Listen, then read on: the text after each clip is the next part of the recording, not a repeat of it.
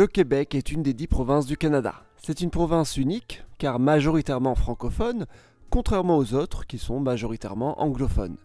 Le Québec peut être vu comme une nation au sein du Canada, et même si le Canada est un pays décentralisé, au sein du Québec, c'est un profond centralisme que l'on ressent.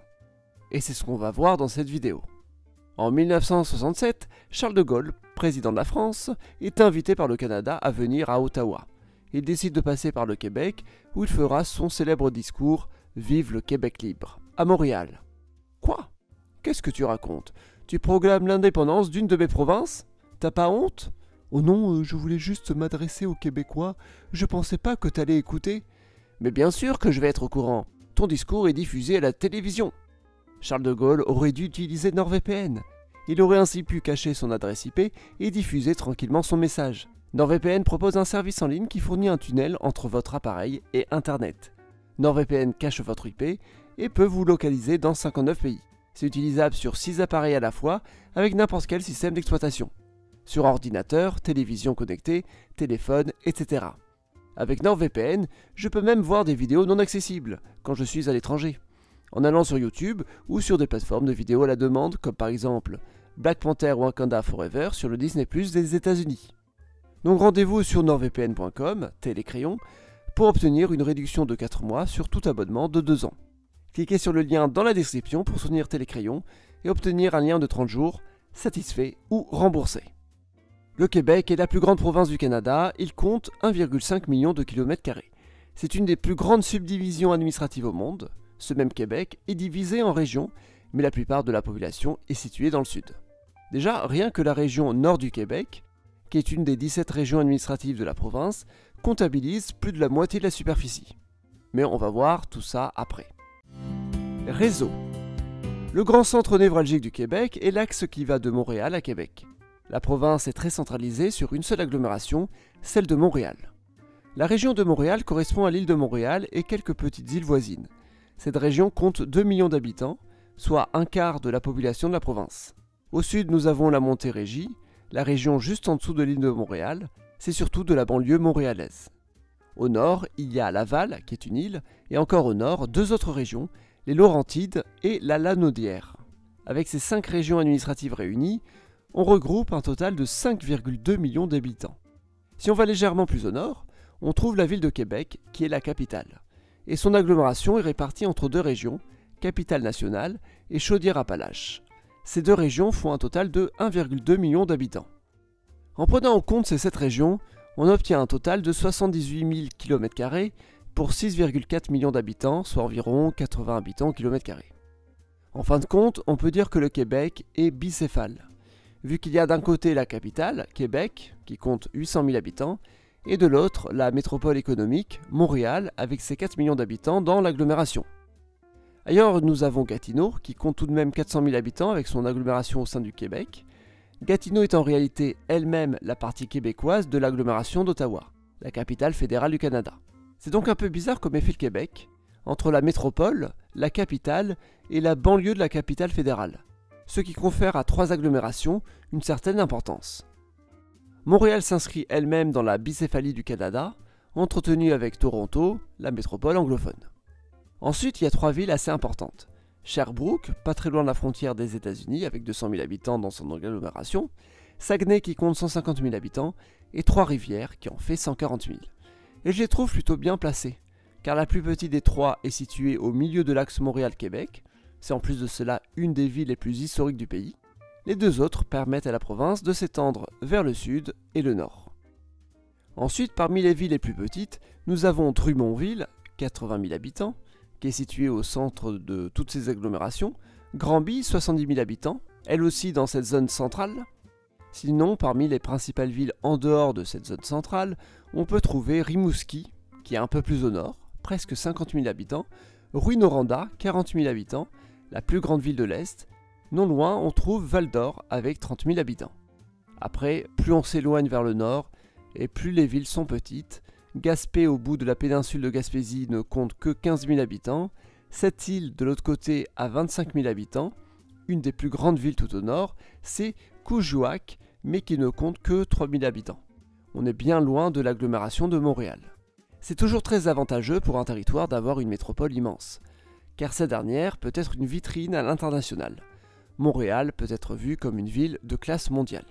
Maintenant qu'on a vu les agglomérations, regardons l'articulation du réseau. D'abord, autoroutier. L'autoroute 40 est l'axe majeur du Québec. Elle va de Montréal à Québec, et les derniers tronçons ont ouvert dans les années 1980. Cette autoroute passe par Trois-Rivières. Il y a une autoroute parallèle qui part de Montréal et qui va à Lévis, en face de Québec, en passant par Drummondville. Une autre, l'autoroute 50 qui va de Montréal jusqu'à Gatineau, puis l'autoroute 10 qui va de Montréal à Sherbrooke. Et encore d'autres autoroutes qui vont vers les États-Unis, qui relient d'autres villes ou qui vont même jusqu'au Nouveau-Brunswick. Et sinon, il n'y a pas d'autres autoroutes, si ce n'est des voies rapides urbaines au sein de Saguenay et Rimouski.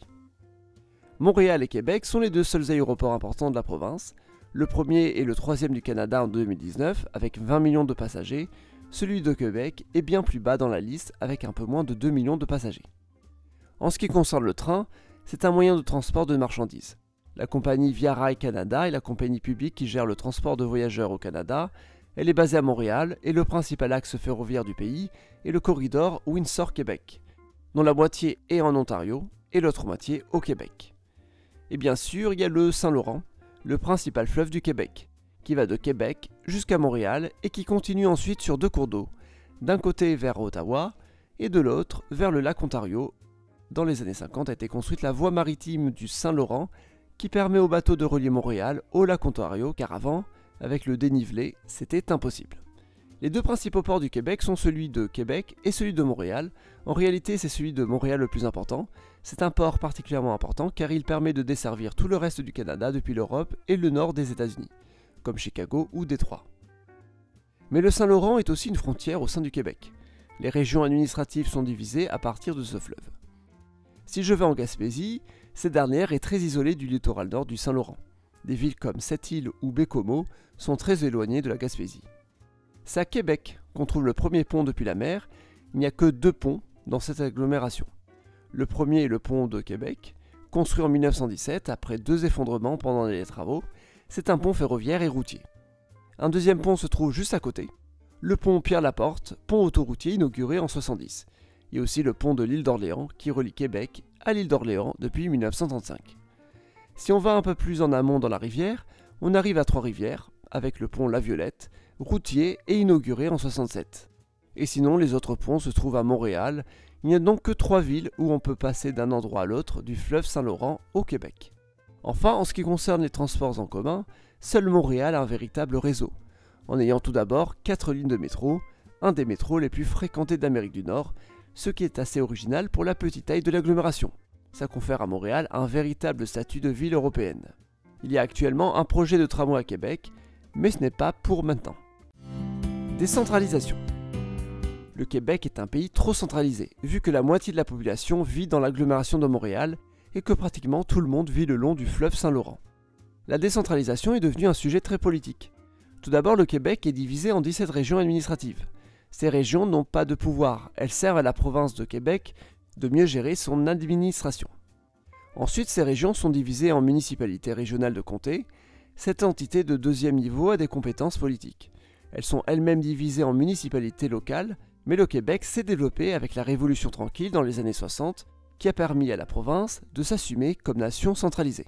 Que s'est-il passé pour aider au développement des régions ? Par exemple, en 1968, le gouvernement du Québec a créé l'Université du Québec, qui est composée de 10 établissements répartis dans la province, tous d'enseignement francophone. Le plus important établissement est l'Université du Québec à Montréal, créée en 1969. Mais d'autres villes secondaires ont pu accueillir des établissements, comme par exemple l'Université du Québec à Chicoutimi, dans la municipalité de Saguenay. Concentrons-nous d'ailleurs sur cette petite agglomération pour parler de la décentralisation. Saguenay est le nom de la municipalité. Elle est composée de 3 villes, Jonquière, Chicoutimi et La Baie. À l'origine 3 municipalités, elles ont fusionné pour devenir 3 arrondissements d'une même municipalité.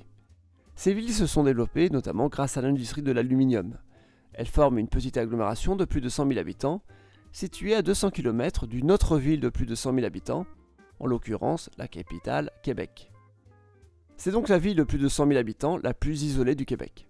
Il y a une autoroute qui relie les 3 villes au sein de l'agglomération.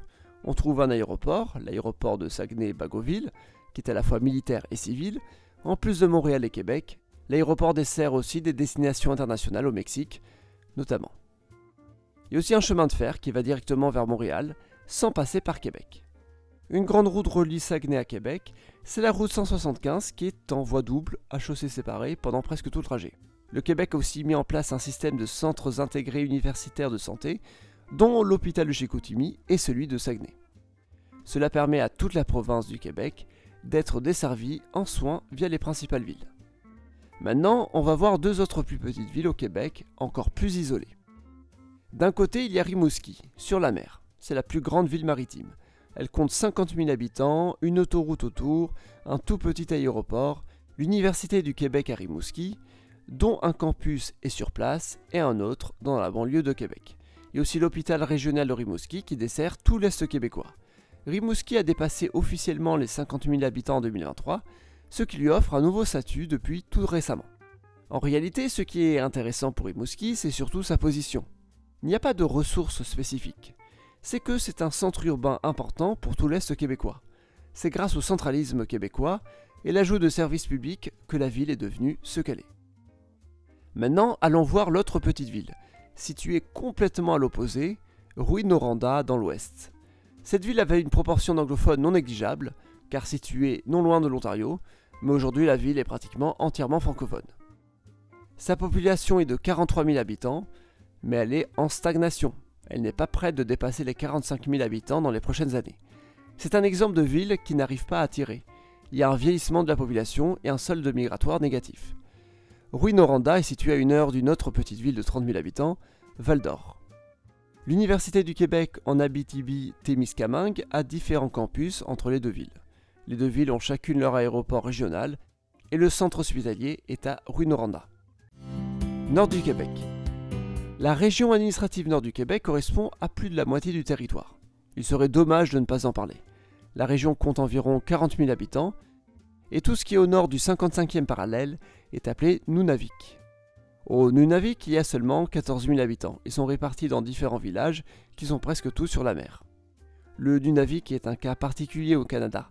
C'est un territoire colonisé par le Québec, lui-même dépendant du Canada. C'est donc un territoire colonisé par un territoire lui-même colonisé. La principale langue parlée est l'Inuktitut, qui est la langue des Inuits dans l'Est canadien.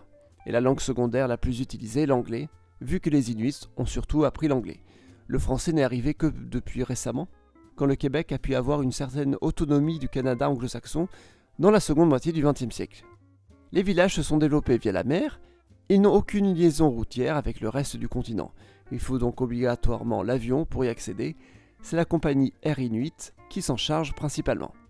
L'aéroport de Katinnik-Donaldson, situé au milieu des terres à l'extrême nord, permet de relier la mine Raglan, une mine de nickel. La baie Déception, un peu plus au nord, est le lieu de transit pour le nickel. Le nord du Québec est donc une région à l'opposé du reste du monde québécois et qui manque grandement de services, et les rares services présents coûtent très cher à la province ou même au Canada.